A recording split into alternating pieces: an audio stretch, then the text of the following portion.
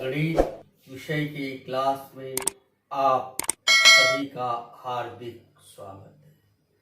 बच्चों, पिछली क्लास में हमने चतुर्भुज क्या है, चतुर्भुज के गुणधर्म, इसका अध्ययन किया था।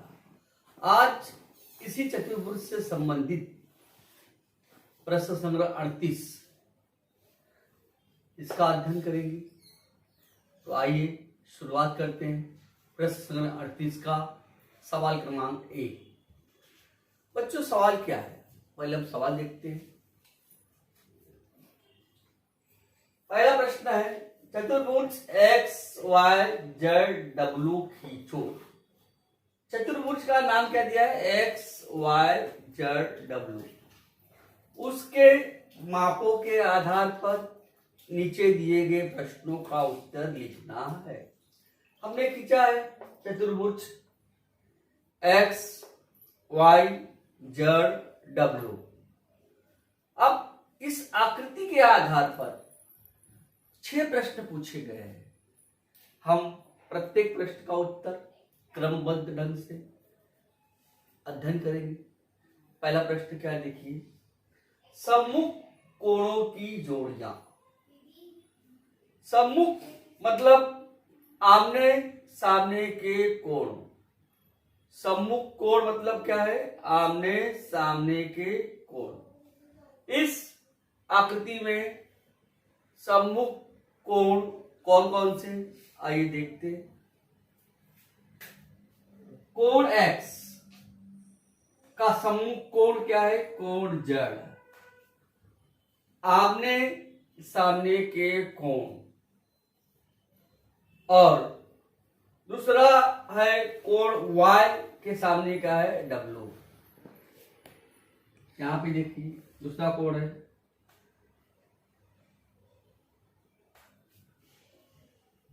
कोण x और कोण z, कोण y और कोण w। इस तरह से हम पहले प्रश्न का उत्तर लिखेंगे। अगला प्रश्न क्या है, देखिए, सम्मुख भुजाओं की जोड़ियां। सम्मुख मतलब आमने सामने की भुजा। भुजा एक्स वाई के सामने कौन सी भुजा है? W Y. इसका उत्तर लिखेंगे हम। भुजा एक्स वाई के सामने कौन सी है? और भुजा डब्ल्यू जेड। दूसरा देखिए, एक्स डब्ल्यू के सामने कौन सी भुजा है? Y Z. भुजा एक्स डब्ल्यू और भुजा वाई जेड। इस तरह से इसका उत्तर लिखेंगे, आमने सामने की भुजा। तीसरा क्या है? संलग्न भुजाओं की जोड़ियां। संलग्न मतलब एक दूसरे से लगी हुई भुजा। कौन कौन सी है? संलग्न मतलब एक दूसरे से लगी भुजा। भुजा एक्स वाई के साथ कौन सी लगी है? भुजा वाई जेड।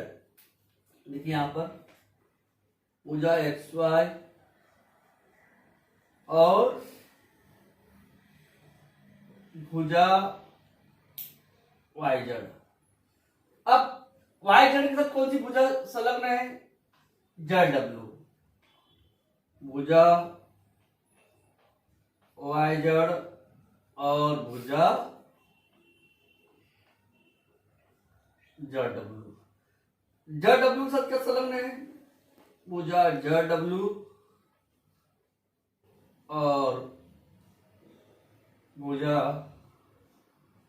W x. भुजा डब्ल्यू एक्स और भुजा, देखिए एक्स वाई के साथ क्या है? Y Z. वाई जेड के साथ जेड डब्ल्यू, जेड डब्ल्यू के साथ डब्ल्यू एक्स और डब्ल्यू एक्स के साथ एक्स वाई। इस तरह से हम उत्तर लिखेंगे। चौथा प्रश्न क्या है? क्रमिक कोणों की जोड़ियां। क्रमिक कोण एक के बाद एक कौन सा कोण क्रम में आता है? कोण x और कोण y।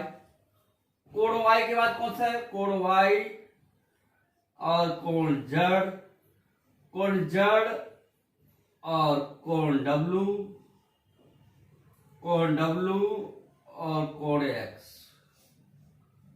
ये कोण का चिन्ह है। कोण x के बाद कौन सा क्रम आएगा? कोण y। कोण y के बाद क्या आएगा? कोण z। और कोण z के बाद क्या आएगा? कोण w। अगला प्रश्न है, इन चतुर्भुज के विकर्णों के नाम लिखिए। विकर्ण, विकर्ण क्या होता है? अब यहां पर देखिए x और z को हमने बीच में मिला दिया, ये इसका हो गया विकर्ण, और ये भी क्या हो गया? विकर्ण। चतुर्भुज में कितने विकर्ण होते हैं? 2 विकर्ण होते हैं। विकर्ण xz और विकर्ण yw। सम्मुख कोणों को मिलाने वाली जो भुजा है उसको हम क्या कहेंगे? विकर्ण। विकर्ण xz और विकर्ण yw। अंतिम प्रश्न क्या है? देखिए, चतुर्भुज के नाम अलग अलग प्रकार से लिखिए। चतुर्भुज के नाम हम 4 प्रकार से लिख सकते हैं। इस दिशा से अगर शुरुआत करते हैं तो चतुर्भुज x y z w। चतुर्भुज x y z w, ये चतुर्भुज का चिन्ह है। अब x को छोड़ दीजिए, आप y पकड़िए, y z w x। चतुर्भुज y z w x। तीसरा देखिए, अब y को भी छोड़ दीजिए, z पकड़िए, z w x y।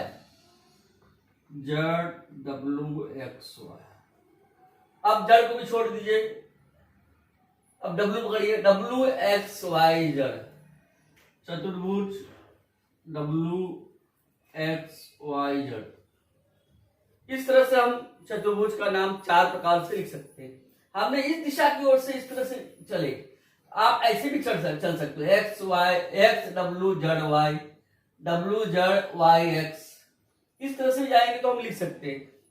घड़ी के सुई के कांटे के, चाहे आप एंटी क्लॉकवाइज चाहिए चाहे क्लॉकवाइज चाहिए, कोई भी एक दिशा की ओर से जाकर हम चतुर्भुज के प्रकार का नाम 4 प्रकार से लिख सकते हैं। जैसा हमने यहां बताया, x y z w, y z w x, z w x y और w x y z। इस प्रकार से हम चतुर्भुज के प्रकारों का नाम हम लिखे। इस तरह से पहला साल में 6 प्रश्न का उत्तर हमको हल करना था, हमने हल किया। आइए अगले प्रश्न की ओर। बच्चों, प्रश्न क्रमांक 2, खाली चौखट में भुजाओं की संख्या लिखिए। मतलब ये चौखट दिया गया है, उसमें हमको कितनी भुजाएं हैं उसकी संख्या को लिखना है। नाम है चतुर्भुज, अष्टभुज, पंचभुज, सप्तभुज, षटभुज। भुजाओं की संख्या, नाम में ही भुजाओं की संख्या छिपी हुई है। चतुर्भुज, चतुर मतलब 4 भुजाओं से घिरी हुई बंद आकृति को हम चतुर्भुज कहते हैं। तो चतुर्भुज में बच्चों कितनी भुजा होती है? 4 भुजा होती है। कितनी होती है? 4। अष्ट, अष्ट मतलब 8, 8 भुजाओं से घिरी हुई बंद आकृति को अष्टभुज कहते हैं। तो अष्टभुज मतलब 8। पंचभुज, पंच माने 5, 5 भुजाओं से घिरी हुई बंद आकृति को पंचभुज कहते हैं।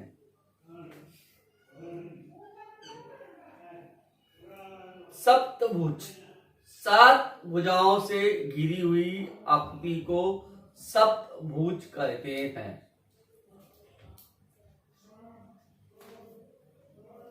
षटभुज, 6 भुजाओं से घिरी हुई आकृति को षटभुज कहते हैं।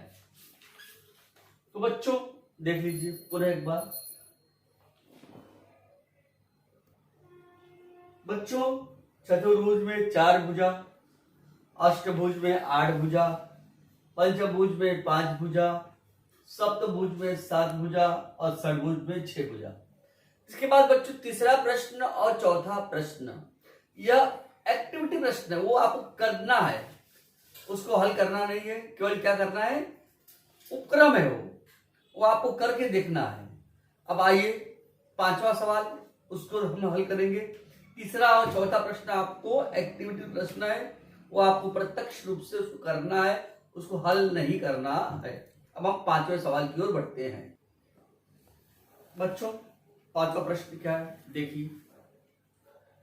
कोई बहुभुज खींचो। बहुभुज आप जानते हैं किसे कहते हैं, 3 भुजा, 4 भुजा, 5 भुजा से अधिक जो आकृति होती है।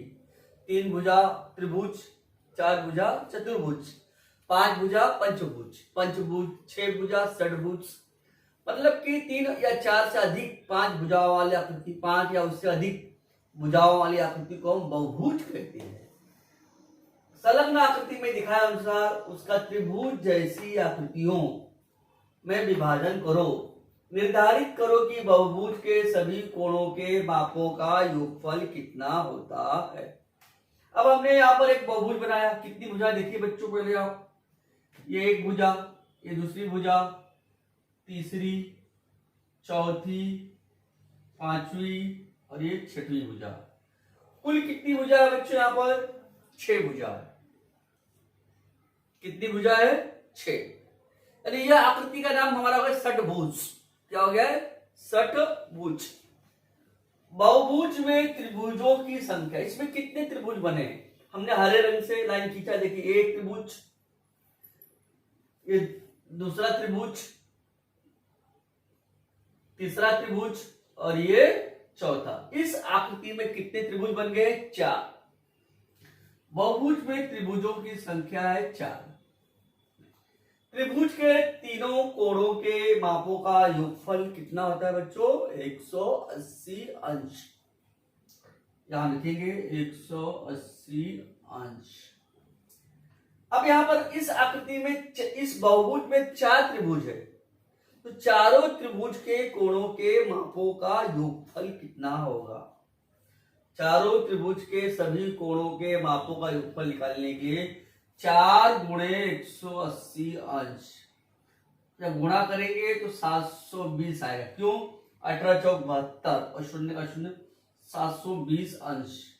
तो बच्चों इस आकृति के सभी कोणों के मापों का योगफल कितना आया, 720 अंश। इसलिए यह जो बहुभुज षटभुज है, बहुभुज के सभी कोणों के मापों का योगफल 720 अंश होगा। तो बच्चों इस तरह से हमने प्रश्न 38 का समापन किया। अगले क्लास में नया वीडियो, नया प्रश्न शुरुआत करेंगे। धन्यवाद बच्चों।